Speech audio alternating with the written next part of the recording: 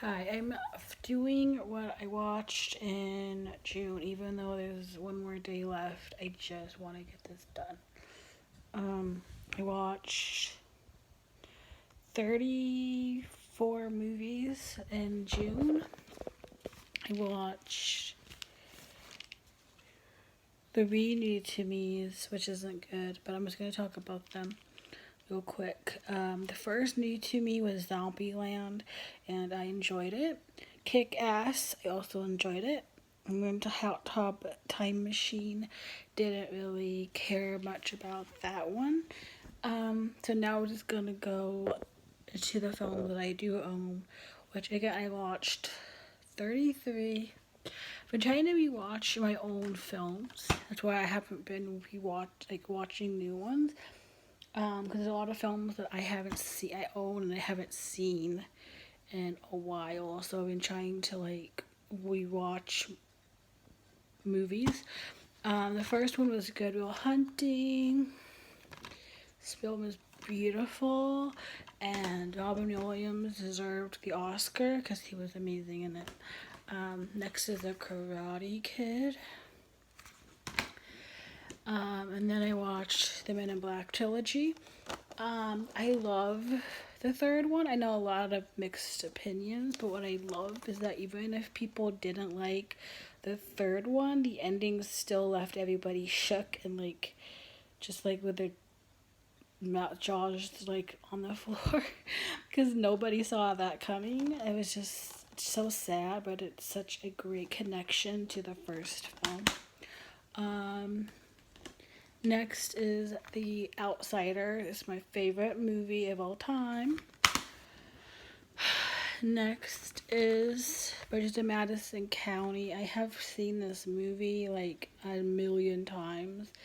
And it did make me cry this time.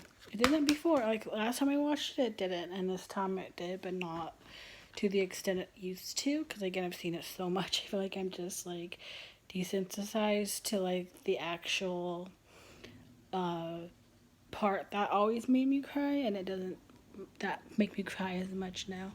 I watched Funny Face on Amazon Prime. This film is just if I see it on any streaming service, I watch it because I love it that much, even though I own it. It's just one of my favorite movies of all time. And then I watched On Golden Pond.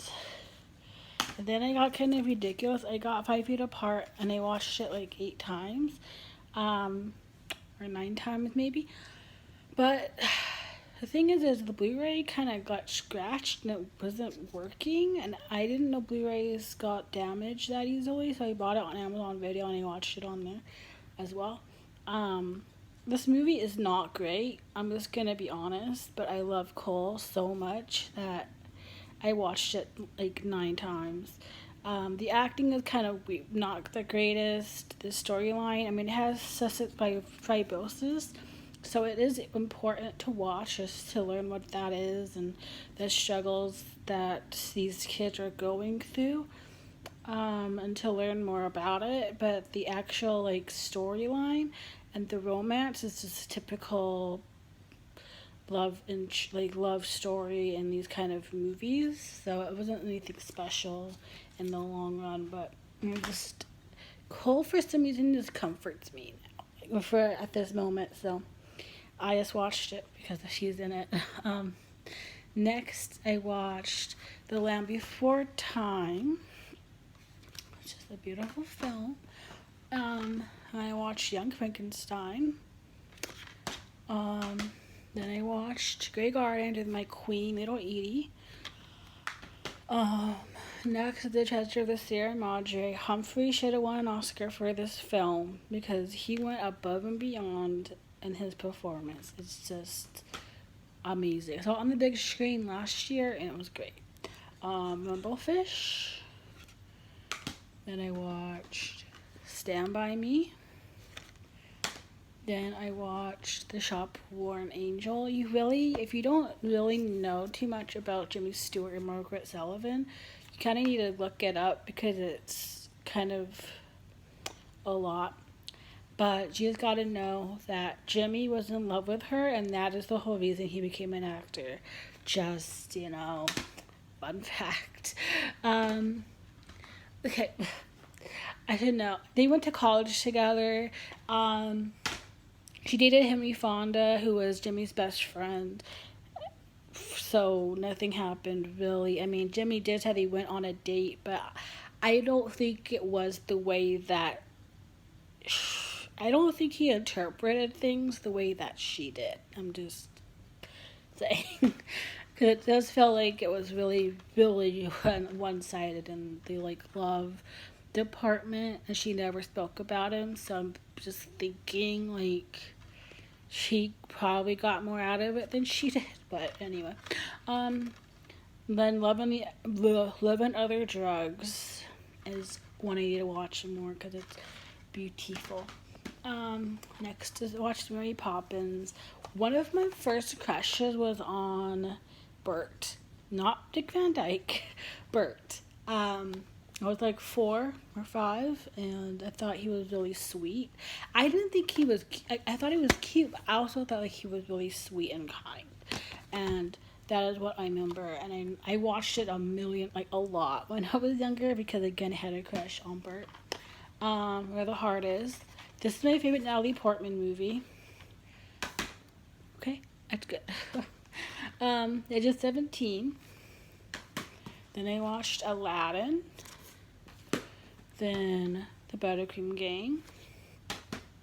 Then Honey, I Shrunk the Kids. I think the 30th anniversary. I watched it for some anniversary, but it's still wonderful. Next I watched Lilo and Stitch. A Little Princess. The ending will always give me goosebumps when he shouts her name, and it's a beautiful moment. And then I watched Mighty Ducks 1, 2, and 3. The third one's my favorite. You Can Fight Me. I know nobody likes this, but I love it. And I think it's mostly because I get attached to characters, so I loved the character, and I love that there's more. You gotta see him grow up. And I learned that the actors who played Fulton and Guy are brothers in real life, and that has shooken me to my being because I had no idea. These movies are over 20 years old, and I grew up watching them. I've seen them multiple times. I think they're my favorite series. I love Lord of the Rings, but they're my favorite series for nostalgic reasons. And so I've seen it a billion times, and I never knew that. So, fun fact. And then I just finished Priscilla, Queen of the Desert, just 5 minutes ago. So, yeah, that is all. Goodbye.